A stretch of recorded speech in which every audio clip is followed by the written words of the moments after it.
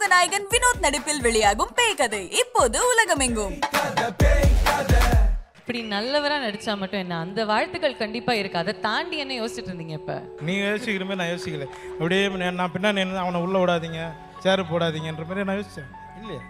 Okay, நீங்க ரொம்ப நல்லவர் தான், நல்ல மாதிரி தான் யோசிச்சு. அது கொஞ்சம் நல்லா சிரிச்ச மாதிரி சொல்லு. அதுனா அப்படியே நல்லவர் தான், குழா சண்டை போடுற மாதிரி.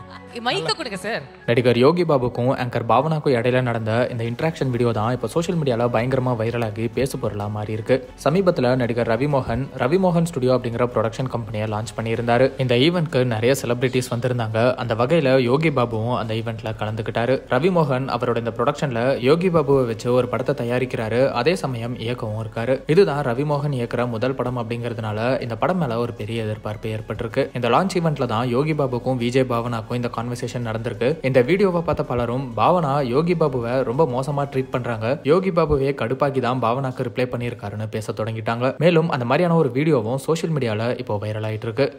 உங்களை நான் பார்க்கவே இல்லையே. அப்படியா? இப்ப முன்னாடி வந்துட்டீங்க. ஒரு மைண்ட் வாய்ஸ் கேம் விளையாடலாமா? உங்க மைண்ட் வாய்ஸ்ல என்ன ஓடிக்கிட்டு இருக்கு? கண்டிப்பா நடக்கும். இப்படி நல்லவரா நடிச்சா மட்டும் என்ன, அந்த வாழ்த்துக்கள் கண்டிப்பா இருக்கு. அதை தாண்டி என்ன யோசிச்சுட்டு இருந்தீங்க? இப்ப அப்படியே நான் பின்னாடி அவனை உள்ள விடாதீங்க, சேரு போடாதீங்கன்ற மாதிரி நான் யோசிச்சேன். இந்த ஒரு சூழ்நிலையில பாவனாவே இதுக்கு ரிப்ளை பண்ணியிருக்காங்க. அவங்க என்ன சொல்லியிருக்காங்கன்னா, எனக்கும் யோகி பாபுக்கும் இடையில நடந்த இந்த சாதாரணமான கான்வர்சேஷனை இப்படி தப்பான ஒரு காரணத்தை சொல்லி வைரல் பண்றதை பாக்குறது ரொம்ப அதிர்ச்சியா இருக்கு. நீங்க என்னையும் யோகி பாபுவையும் சிஎஸ்கே கேம்ஸ் மற்றும் மற்ற ஈவெண்ட்ஸ்ல பார்த்திருந்தா புரிஞ்சிருக்கும். நாங்க எப்போதுமே இப்படி ஃபன் பண்ணிப்போம். நான் அதை தான் ரீக்ரியேட் பண்ணேன், அவருக்கும் அது புரிஞ்சது, அதனாலதான் அவரும் அப்படி பேசினாரு. எனக்கும் அவருக்கும் பல வருஷம் பழக்கம் இருக்கு. இப்படி நிறைய ஷோஸ்ல நாங்க இந்த மாதிரி பண்ணியிருக்கோம். சில வேலையில்லாத ஆட்கள் இப்படி ஒரு விஷயத்தை கிளப்பி விட்டு எங்களுக்குள்ள இல்லாத ஈகோவை பொய்யா உருவாக்கி இருக்காங்க. நாங்க நல்லா தான் இருக்கோம். ஷோக்கு அப்புறம் நாங்க இதை பத்தி பேசி சிரிக்க கூட செஞ்சோம். இப்படி உண்மையே இல்லாத விஷயத்துக்கு இப்படி வெறுப்ப பரப்பாதீங்க அப்படின்னு பாவனா விளக்கம் அளிச்சிருக்காங்க. மேலும் யோகி பாபு கூட கடந்த காலங்களில் நடந்த ஈவெண்ட்ஸ்ல இந்த மாதிரி ஃபன்னா இவங்க பேசி இருக்கிற வீடியோவையும் ஷேர் பண்ணிருக்காங்க. சிஎஸ்கேக்கு அடுத்தது ஜாயின் பண்ணிக்கிறீங்களா? நீங்க அவரை தான் கேட்கணும், சார் தான் கேட்கணும். Would you like to include him in the CSK team for the next year? மேலும் பாவனா என்ன சொல்லியிருக்காங்கன்னா, ஒரு விஷயத்தை கற்பனை பண்ணி உருவாக்கின மாதிரி இருந்தாலும் மக்கள் வெறுப்பை மட்டுமே நோக்கி செயல்படுறது வருத்தமா இருக்கு. ஒரு 30 வினாடி காசிப் மற்றும் ஃபன்காக எப்படி ஒரு உறவை மரியாதையை சீர்குலைக்க தயாரா இருக்காங்கன்னு நினைக்கும் போது அதிர்ச்சியா இருக்கு. நான் பொதுவாகவே இப்படி விளக்கம் கொடுக்க மாட்டேன், ஆனா இதுல வேற ஒரு நபரும் சம்மந்தப்பட்டிருக்கிறதுனாலையும் மேலும் அவரோட ஸ்போர்ட்டிவான குணத்தை தவறா பாக்குறதுனாலையும் தான் இந்த விளக்கத்தை கொடுக்குறேன். வேற யாராவது இந்த வீடியோவை உங்ககிட்ட காமிச்சா உங்களுக்கு அவங்க கிட்ட இதை பத்தி பேசி புரிய வைக்கவும், பொய்யான விஷயத்தை பரப்பி ட்ரோல் பண்றதை நிறுத்தவும், அதே சமயம் வன்முறையான வார்த்தைகளை பயன்படுத்துறதை தடுக்கிற மெச்சூரிட்டியும் உங்ககிட்ட இருக்கும்னு நம்புறேன். இதை தான் நான் சொல்ல விருப்பப்படுறேன்.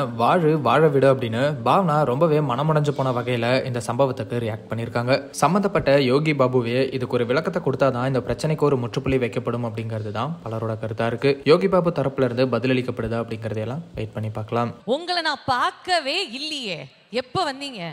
மைக் எடுங்க, கொஞ்சம் நில்லுங்க எங்களுக்காக. எல்லாருக்கும் வணக்கம். வணக்கம் வணக்கம். தேங்க்யூ. உன் பின்னாடி தான் நின்ன. அப்படியா?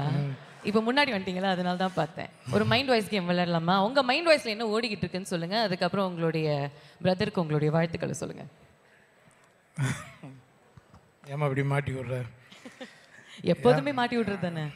என் மைண்ட் வாய்ஸ் எப்பவுமே ரவி சார் என்னை நம்பி ஒரு படம் பண்ணுறாரு, அது பெருசாக வரணும், பெரிய ஹிட் ஆகணும், அவர் பெரிய ப்ரொடக்ஷன் ஆகணும்னு ஆசை. கண்டிப்பாக நடக்கும். இப்படி நல்லவராக நடிச்சா மட்டும் என்ன, அந்த வாழ்த்துக்கள் கண்டிப்பாக இருக்கு. அதை தாண்டி என்ன யோசிச்சுட்டு இருந்தீங்க? இப்போ எனக்கு அதான் நல்லத்தனமாக நான் யோசித்தேன், வேறு எதுவும் நீங்கள் யோசிக்கிறமே நான் யோசிக்கல.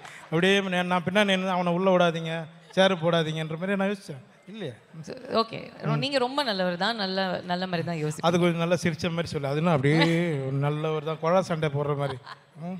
ரொம்ப நல்லவர், நல்ல மாதிரி யோசிப்பீங்க. ரொம்ப நன்றி. Thank you very much. ரொம்ப கிரவுண்ட்ல சந்திக்கலாம். நன்றிமா தங்கச்சி. மைக்க கொடுங்க சார். Alright. Thank you. அறிமுக நாயகன் வினோத் நடிப்பில் வெளியாகும் பேய் கதை இப்போது உலகமெங்கும்.